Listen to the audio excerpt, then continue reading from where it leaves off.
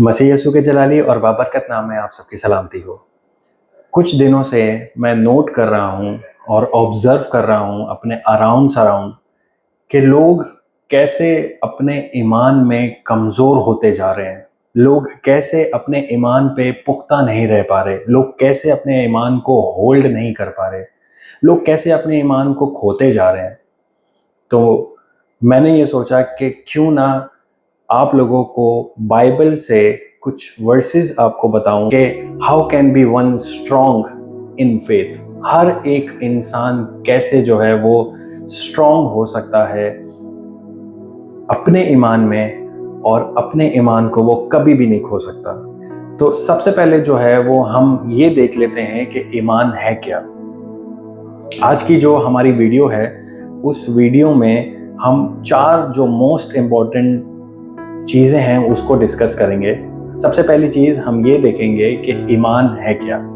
दूसरे नंबर पे हम ये देखेंगे कि ईमान जो है वो इम्पॉर्टेंट है क्यों हमारे लिए, क्यों हमारे लिए इतना ज़्यादा इम्पोर्टेंस रखता है कि हम अपने ईमान में और भी ज़्यादा स्ट्रॉन्ग हो। और तीसरी चीज़ जो हम देखेंगे वो ये देखेंगे कि ईमान आता कहाँ से है। आई मीन अगर हम ईमान में मजबूत होना चाहते हैं तो ईमान हमारे पास और भी ज़्यादा कैसे आएगा, कैसे हम ईमान में और ज़्यादा स्ट्रॉन्ग हो सकते हैं। और last and the most important thing जो हम डिस्कस करेंगे वो ये है कि हम अपने आप को कैसे और ज़्यादा स्ट्रॉन्ग कर सकते हैं, अपने ईमान में और भी ज़्यादा मजबूत हो जाए। तो चलिए शुरू करते हैं इस वीडियो को। सबसे पहले हम ये देखेंगे कि ईमान है क्या। इससे पहले कि हम ये देखें कि ईमान है क्या, अगर मैं आप लोगों से ये कहूँ कि 10 सेकंड के लिए आप अपनी आंखों को बंद करें और आप कोई भी वर्ड्स रिलेटेड टू फेथ, ईमान जो है वो अपने दिमाग में लेकर आएँ, तो हमेशा आपके दिमाग में एक फर्स्ट जो वर्ड्स है वो ये आएगी, मैथ्यू चैप्टर 17 वर्स 20, जिसमें कुछ यूँ लिखा है, तब यीशु ने उनको जवाब दिया, तुम्हारा कम ईमान ही असल वजह है।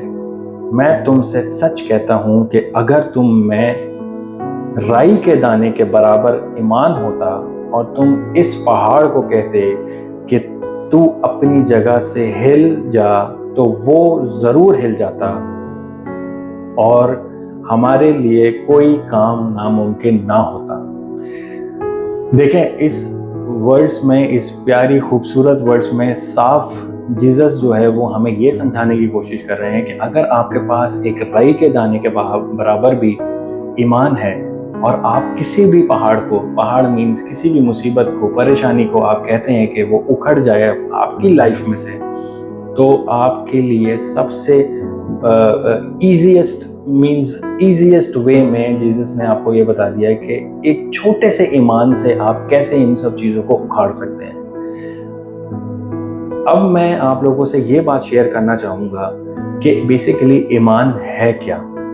ये वर्ड्स बताने, जो इससे पहले जो मैंने आपको वर्ड्स बताई है, वो वर्ड्स बताने का मकसद ये है आपको कि जीसस जो हैं वो भी यही चाहते हैं कि हम ईमान में मजबूत हो जाएं, ईमान में और भी ज़्यादा स्ट्रॉन्ग हो जाएं। और उसका सिर्फ एक रीज़न है, और वो रीज़न ये है कि जो भी परेशानियां हमारे पास आ रही हैं, जो भी तकलीफ़ें हमें आ रही हैं, हम उनसे बात करें और उनको उनकी जगह से उखाड़ के दूर फेंकें अपनी ज़िंदगी से। तो हमें बेसिकली सबसे पहले हम ये देख लेते हैं कि ईमान है क्या। उसके लिए जो है वो मैं आप लोगों से कहूँगा कि बाइबल खोलें, और बाइबल में हम जो है वर्ड्स देखेंगे वो होगी हिब्रू चैप्टर 11 वर्स 1। और कलाम पाक में कुछ यूं डिफाइन किया गया है ईमान को। ईमान के मायने हैं जिन चीज़ों की उम्मीद की जाए उस पर यकीन, और जो चीज़ हम नहीं देखते उसकी हकीकत को मानना। इसका मतलब यह है कि जो चीज़ें हम चाहते हैं कि हमारी लाइफ में हो, हम उसकी प्रेडिक्शंस पहले से ही कर दें। फॉर एग्जांपल, अगर मैं अपनी लाइफ में किसी भी बीमारी को उखाड़ के बाहर फेंकना चाहता हूँ, तो मैं पहले ही इस चीज़ को अपने माइंड में रख लूँ कि वो चीज़ मेरी लाइफ से निकल चुकी है और वो सिर्फ और सिर्फ यीशु मसीह के नाम से निकल चुकी है। तो ये मेरा ईमान है। जो बाइबल हमें सिखाती है डेफिनेशन ईमान की, वो ये कहती है कि बिना देखे किसी चीज़ को ऊपर यकीन रखना, बिना किसी चीज़ को देखे आप उसकी हकीकत को मान लेना, इसको ईमान कहते हैं। तो सिंपल सी डेफिनेशन है, इजी डेफिनेशन है कि किसी भी चीज़ को देखे बगैर समझ लेना कि वो चीज़ हकीकत है, इट्स मीन कि वो आपका फेथ है। फर्स्ट पॉइंट हमारा यहाँ कंप्लीट होता है। सेकंड पॉइंट हम ये देखेंगे कि ईमान हमारे लिए इम्पोर्टेंस रखता क्यों है, क्यों हमें ईमान रखने की ज़रूरत है, क्यों हमें फेथ रखने की ज़रूरत है। तो उसके लिए मैं आपसे फिर रिक्वेस्ट करूँगा कि आप अपनी बाइबल मुक़द्दस को खोलें और मेरे साथ जो वर्ड्स है वो ये खोलें, हिब्रू चैप्टर 11 वर्स 6। और इसमें कुछ यूं लिखा है, ईमान के बगैर खुदा को खुश करना मुमकिन नहीं, क्योंकि जो कोई खुदा के पास आता है उसको खुदा पर ईमान लाना चाहिए कि वो मौजूद है और वो अपने चाहने वालों को अच्छा अजर देता है। अगर हम इस वर्ड्स को डिफाइन करना चाहें कि वाई फेथ इज इम्पोर्टेंट, तो उसका रीज़न ये है कि ईमान के बगैर खुदा को खुश करना नामुमकिन है। और हम खुदा को कैसे खुश कर सकते हैं विदाउट ईमान? फॉर एग्जाम्पल, अगर आपके पास ईमान ही नहीं है, अगर आपके पास ट्रस्ट नहीं है, आपके पास फेथ नहीं है, और आप खुदा को कहते हैं कि खुदावन ये काम मेरे लिए आप करें, तो वो बोलेगा कि जब तुझे मुझ पर ईमान ही नहीं है तो मैं ये काम तेरे लिए कैसे करूं? फर्स्ट आपको जीसस के ऊपर ईमान लाना इम्पोर्टेंट है। अगर आप खुदा पे ईमान नहीं लाते हैं तो वो काम हो ही नहीं सकता।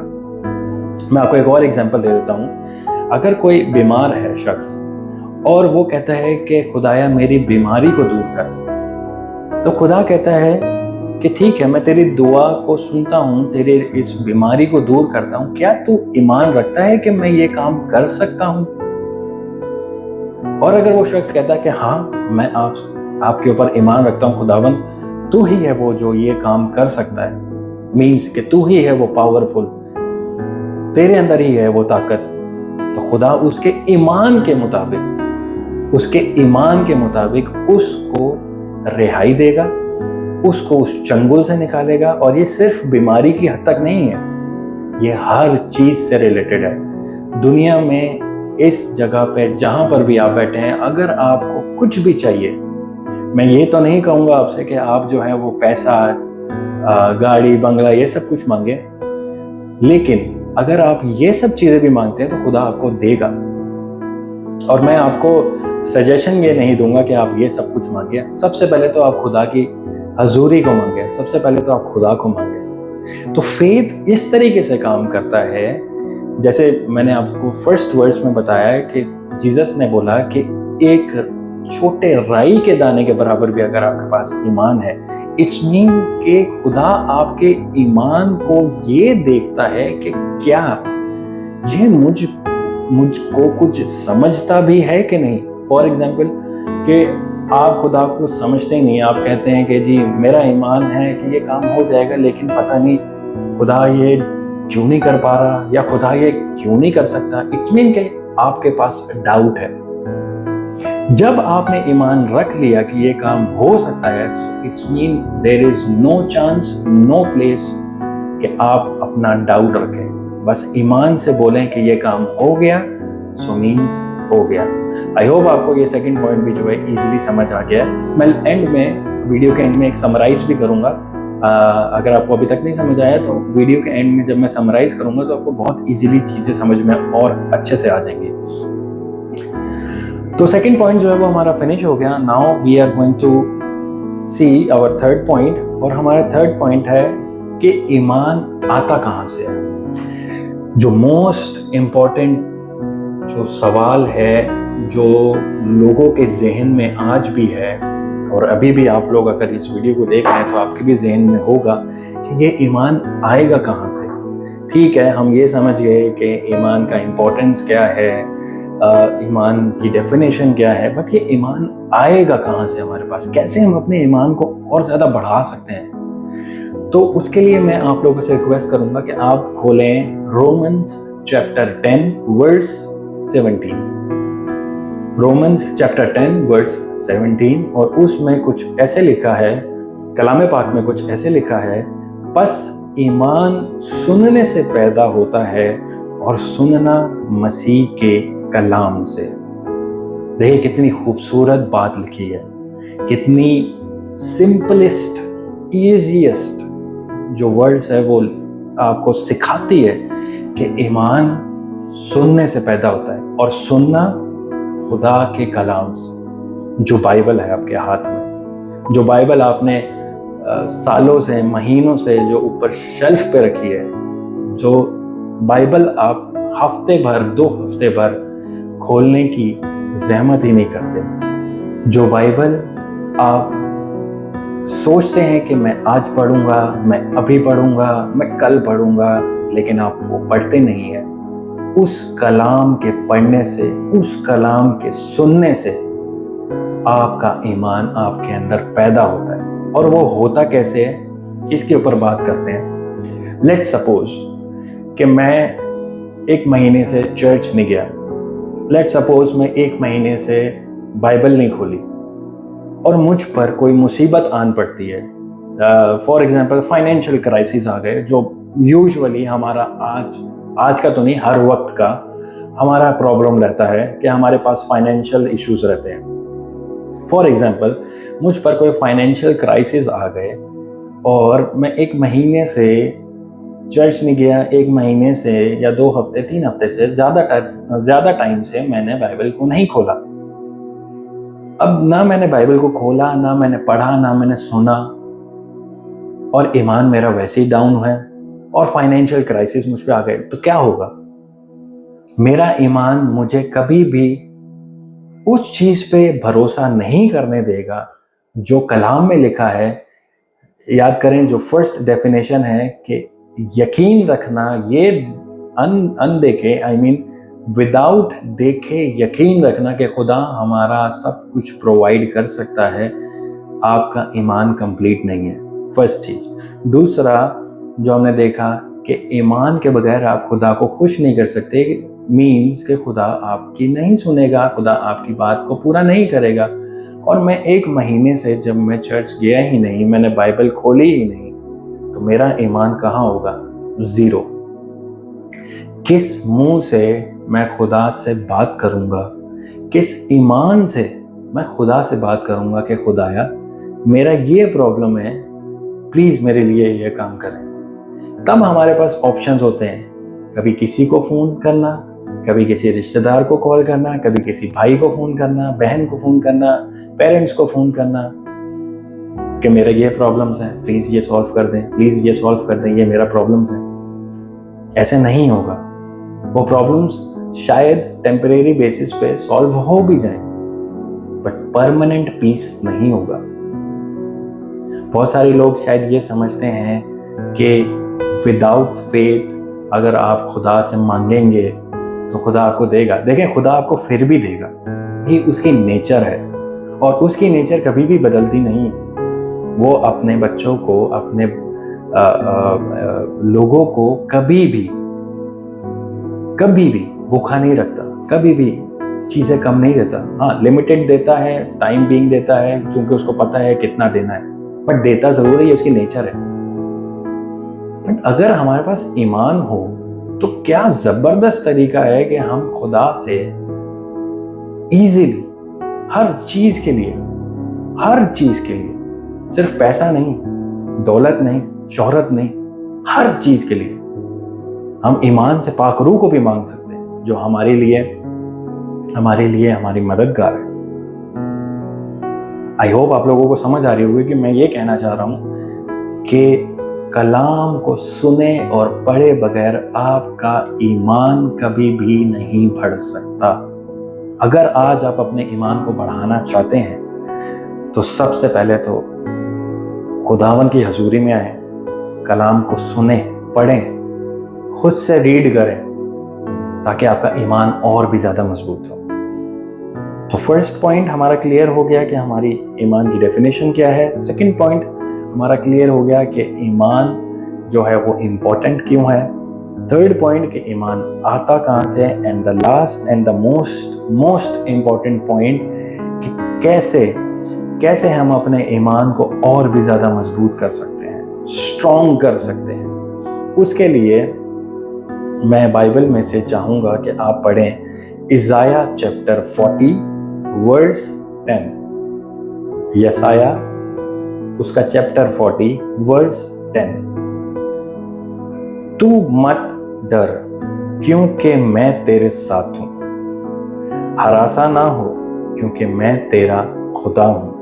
मैं तुझे जोर बख्शूंगा, हाँ मैं तेरी मदद करूंगा, हाँ मैं तुझे अपने रास्तबाज हाथ से थामे रहूंगा। देखें खुदा ने कलाम में कितनी ज़बरदस्त बात लिखी है कि आप डरे नहीं, आप परेशान नहीं हो। वो आपको हिम्मत ताकत देगा ताकि आप ईमान में और भी ज़्यादा मजबूत होते जाएं। ये चारों पॉइंट्स एक दूसरे के साथ कनेक्टेड हैं। मैं अब इस वीडियो को शॉर्टली समराइज करूंगा और आप लोगों को एक एग्जाम्पल के थ्रू समझाने की कोशिश करूंगा कि किस तरीके से ईमान में और भी ज़्यादा मजबूत किया जाता है, ईमान में और भी ज़्यादा मजबूत हुआ जाता है, ईमान को और भी ज़्यादा बढ़ाया जाता है और कभी भी आप अपने ईमान को नहीं खोएंगे। तो सबसे पहले एक छोटी सी समरी ले लेते हैं विद एक एग्जाम्पल, ताकि आप लोगों को और भी अच्छे से ईमान के बारे में समझ में आ जाए। और एग्जाम्पल जो है वो मैं लेना चाहूँगा उस औरत की जो 12 साल से जो है वो ब्लीड करती थी और उसने खुदावंद यीशु मसीह का पल्लू छुआ और उसने फौरन से उसी वक्त ऑन द स्पॉट जो है वो शिफा ले ली। कल फ्राइडे था, हम चर्च गए थे, तो चर्च में भी पास्टर जी का भी यही जो है वो कलाम था और बहुत अमेजिंग कलाम था इसी बेसिस के ऊपर। एक्चुअली ये भी कलाम मैंने पहले ऑलरेडी बना के रखा था, बट अनफॉर्चुनेटली बिजी स्केड्यूल की वजह से मैं ये अपलोड नहीं कर पाया। तो कल जब मैं उनका कलाम सुन रहा था तो सेम रिलेट कर पा रहा था मैं अपने कलाम से उनके कलाम को, बट वो तो बहुत ज़्यादा डीप गए थे। मैं सुपरफिशली सिर्फ ये बात इसलिए आपको समझाने के लिए ये वीडियो बना रहा हूँ कि बहुत सारे लोग जो हैं, जो मेरा मकसद है इस वीडियो को बनाने का वो ये है कि बहुत सारे लोग जो हैं वो सिर्फ चाहते हैं कि हमें पॉइंट टू पॉइंट बात पता चले ताकि हम उतना ही करें, क्योंकि उनके पास बिजी स्केड्यूल होते हैं, ड्यूटीज़ होती हैं। हालांकि ऐसा होना नहीं चाहिए। बाइबल तो जितना डिटेल में आप पढ़ें, जितना डीप आप पढ़ें, उतना आपको बरकत मिलती है। बट क्योंकि टाइम लोगों के पास शॉर्ट होता है और वो चाहते हैं स्पून फीड और जल्द से जल्द हमें चीज़ें जो हैं वो पता चल जाएं और हम उसको करना शुरू कर दें, तो ये सिर्फ उस चीज़ के लिए कि ईमान जो है वो क्या है, ईमान की इम्पोर्टेंस क्या है, कैसे आप उसको बढ़ा सकते हैं विद एन एग्जाम्पल। ये मकसद है मेरा इस वीडियो को बनाने का। तो जो एग्जाम्पल मैंने देनी है इस वीडियो में, जो दी है आपको ऑलरेडी बताई है, वो है इस औरत के बारे में जो औरत 12 साल से ब्लीड हो रही है और उसने खुदावंद यीशु मसीह का जब पल्लू छुआ, गारमेंट छुआ, तो वो फ़ौरन से जो है वो सेहतियाब हो गई और उसकी तमाम ब्लीडिंग जो है वो स्टॉप हो गई। अब ये एग्जाम्पल मैं आपको जो है वो आपको देना चाहूँगा 3 जगह पे। ये बाइबल में बेसिकली जो है वो एग्जाम्पल्स लिखी हैं। एक है मैथ्यू चैप्टर 9 वर्स 20 से 22 और सेम जो ये एग्जाम्पल है, सेम जो ये स्टोरी है इस औरत की, ये लिखी है मार्क चैप्टर 5 वर्स 25 से 34 और ल्यूक चैप्टर 8 वर्स 43 से 48 तक। तो मैंने जो ये रेफरेंस लिया है वो लिया है मार्क चैप्टर 5 वर्स 25 से 34। ये बहुत सारी वर्सेस हैं, मैं सारी वर्सेस नहीं पढ़ूंगा, बट मोस्टली लोगों को ये स्टोरी ऑलरेडी पता भी है। बट मैं इस स्टोरी के हवाले से आपको ईमान के बारे में थोड़ा सिखाना चाहूँगा।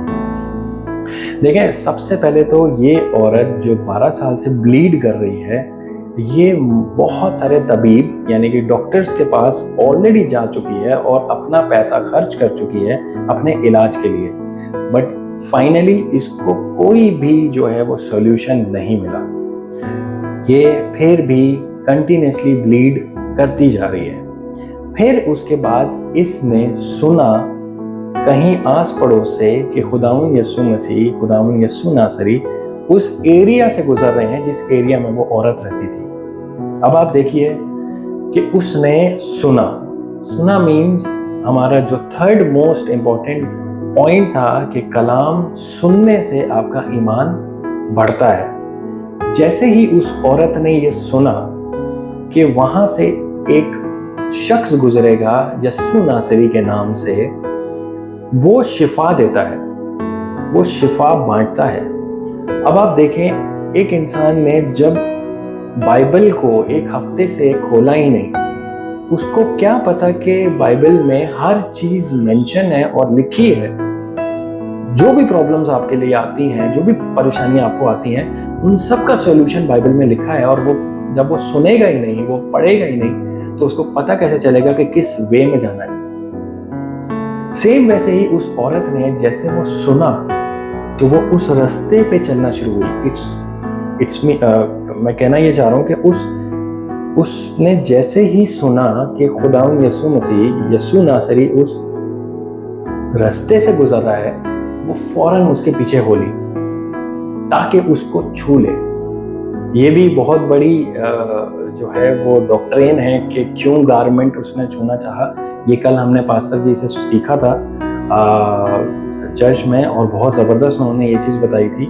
मैं अब उस डीप में नहीं जाना चाहूँगा कि उसने वो गारमेंट ही क्यों छूना चाहा, बट मैं सिंपल वे में सिर्फ ये समझाना चाहूँगा कि जैसे उसने कलाम सुना, उसके अंदर ईमान पैदा हुआ। जैसा कलाम में भी लिखा है कि ईमान हमेशा सुनने से पैदा होता है, और वो भी सुनना खुदा के कलाम से। तो जब तक आप कलाम पढ़ेंगे नहीं, सुनेंगे नहीं, ईमान फर्स्ट ऑफ ऑल वो पैदा नहीं होगा। सेकंड, वो औरत ईमान में मजबूत खड़ी रही कि जब मैं उसको छू लूंगी मैं चंगी हो जाऊंगी, मैं ठीक हो जाऊंगी। मीन्स डाउट नहीं लेकर आना अपनी लाइफ में। जब एक ईमान रख लिया कि ये काम होगा, सो मीन्स होगा। जो हमारा पॉइंट नंबर 1 था कि बगैर देखे उस चीज को मान लेना, वो ईमान है, डाउट नहीं। उस औरत ने अपने ज़हन में रख लिया कि मैंने एक दफा उसके गारमेंट को छू लिया, इट्स मीन कि मैं चंगी हो जाऊंगी।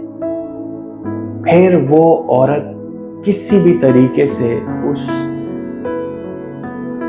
हजूम में जो बहुत सारे लोगों का है, जिसपे जब खुदावंद यीशु मसीह पे बहुत सारे लोग उसको छूने को चाह रहे थे, उस हजूम में किसी तरीके से वो औरत खुदावंद यीशु मसीह का गारमेंट छूती है। अब आप देखिए, ये पॉइंट बहुत ज़्यादा नोट करने वाला है। आप इसको बहुत ज़्यादा गौर से सुनिएगा कि उसके ईमान ने, आप ये देखें, उस औरत के ईमान ने जीसस के अंदर से शिफा निकाल ली। खुदावंद यीशु मसीह ने, गौर से सुनिएगा, खुदावंद यीशु मसीह ने उस पर हाथ रख के दुआ नहीं की, उसको कहा नहीं कि तू चंगी हो जाएगी या तेरे ईमान ने तुझे चंगा कर दिया, वो बाद में कहा। लेकिन ऑन द स्पॉट खुदावंद यीशु मसीह को तो पता भी नहीं था कौन कौन छू रहा है उसको। आप ये देखें कि उस औरत ने ईमान से उसके अंदर से शिफा निकाल ली। इट्स मीन कि अगर आपका ईमान 100% है, मैं कहता हूं 2000% है, मैं कहता हूं 1000% है, आप खुदा के अंदर से शिफा निकाल सकते हैं, आप खुदा के अंदर से बरकतें निकाल सकते हैं, आप खुदा के अंदर से हर वो एक चीज को निकाल सकते हैं जो आप चाहते हैं। आप लोग समझ रहे हैं मैं क्या कहना चाह रहा हूं? कि ईमान इतना ज्यादा इंपॉर्टेंट है कि अगर आपको कोई चीज़ करवानी है खुदा से, अगर आपको कोई चीज़ करनी है इस दुनिया में और आप चाहते हैं कि खुदा आपका साथ दे, आप 100% अपना ईमान रखें और वो चीज़ खुदा देगा नहीं, खुदा के अंदर से ऑटोमेटिकली आप निकाल सकते हैं। उस औरत ने जैसे ही खुदा यीशु मसीह का गारमेंट छुआ, उसके अंदर से सडनली उसके अंदर से पावर रिलीज हुई और वो चंगी हो गई। और खुदा यीशु मसीह ने मुड़ के पूछा भी कि मुझे किसने छुआ? तो पतरस ने कहा कि आपको तो इतना ज्यादा क्राउड है, सब तो छू रहे हैं, कैसे पता चलेगा किसने? खुदा यीशु मसीह बोला नहीं, मेरे अंदर से मेरी पावर निकली है, ताकत निकली है। तब उसने मुड़ के देखा तो वो औरत रो रही थी। तो खुदा यीशु मसीह ने बोला कि तेरे ईमान ने तुझे चंगा कर दिया। देख रहे हैं आप पावर ऑफ फेथ, कि ईमान इतना ज्यादा पावरफुल है कि आप खुदा के अंदर से उसकी ताकत को बाहर निकाल सकते हैं। इतना ज्यादा इंपॉर्टेंट है फेथ। इस फेथ में हमें आगे चलते रहना है। कैसे बना रहेगा ये फेथ? खुदा के कलाम को सुनने से, खुदा के कलाम पे अमल करने से, पढ़ने से। सिंपल लॉजिक है, इतना ज्यादा कोई रॉकेट साइंस नहीं है। सिर्फ अपनी जिंदगी में 2 से 3 चीजें कर लें, आपका ईमान 100% से 1000% पे चला जाएगा। सबसे पहले तो आप ये समझ लें कि जो चीज हकीकत में नहीं है उसको मान लेना। यानी कि बहुत सारे लोग आपसे कहेंगे कि किधर है खुदा यीशु मसीह, वो तो मरा ही नहीं, वो तो पहले ही चला गया, वो तो मर गया था, जिंदा ही नहीं हुआ। हमारा ईमान उस पर होना चाहिए, क्योंकि किसी ने भी नहीं देखा। हाँ, उस जमाने के लोगों ने जरूर देखा, बट आज के जमाने में तो किसी ने भी नहीं खुदा यीशु मसीह को देखा, लेकिन आपका ईमान उस पर होना चाहिए। और ईमान इम्पोर्टेंट क्यों है? क्योंकि उसके बगैर आप खुदा को खुश नहीं कर सकते। कोई भी चीज आप चाहते हैं वो नहीं हो सकती अनटिल आपके पास ईमान, फेथ नहीं है। अगर ईमान आपके पास है और आप बढ़ाना चाहते हैं, और अगर ईमान नहीं है तो आप लाना चाहते हैं, तो वो सिर्फ और सिर्फ जो 3rd पॉइंट है, कलाम से, सुनने से, पढ़ने से। और फिर आप देखें अपनी लाइफ में, आपकी लाइफ चेंज हो जाएगी। आप अपनी लाइफ में वो काम कर सकेंगे, वो काम करेंगे जो आपने कभी जिंदगी में नहीं सोचे होंगे। आप खुदा में से उसकी पावर को निकाल सकते हैं। अगर ये 3 पॉइंट्स, ये 3 चीजें आप कर लेते हैं, तो ये दुनिया में, बल्कि इस दुनिया, तो दुनिया खैर फानी है, वो दुनिया में जहां पे हमें जाना है एक दिन, आप अपने खुदा के सामने खड़े होकर कह सकते हैं कि खुदावन, मैं तुझ पे ईमान रखता था और देख तूने मेरे लिए क्या कुछ नहीं किया, तेरा शुक्र करता हूं मैं। आज के कलाम से मैं समझता हूं कि आप अच्छे से ईमान के बारे में समझे होंगे। खुदावन आपको आज के कलाम से बहुत ज़्यादा बरकत दे। और प्लीज़ अगर आप लोगों को ये वीडियो पसंद आई है तो इस वीडियो को लाइक शेयर करें, और अगर आपको कोई क्वेश्चन है तो वो कमेंट्स में आप लिख सकते हैं। Thank you so much. Sorry video थोड़ा सा लंबी हो गया, प्लस वीडियो थोड़ा सा लेट आया, कुछ बिजी स्केड्यूल की वजह से। होपफुली मैं कोशिश करूंगा कि एवरी वीक किसी न किसी एक टॉपिक के ऊपर जो है वो बात करूं। अगर आप कुछ चाहते हैं सीखना और आप चाहते हैं कि किसी ऐसे टॉपिक के ऊपर मैं बात करूं जो आप सुनना चाहते हैं, तो आप नीचे कमेंट्स में भी लिख सकते हैं, तो मैं नेक्स्ट वीडियो जो है वो उस पर बनाऊंगा। Thank you so much. खुदा हाफिज। खुदा हमेशा आपको निगहबान रहे। आमीन।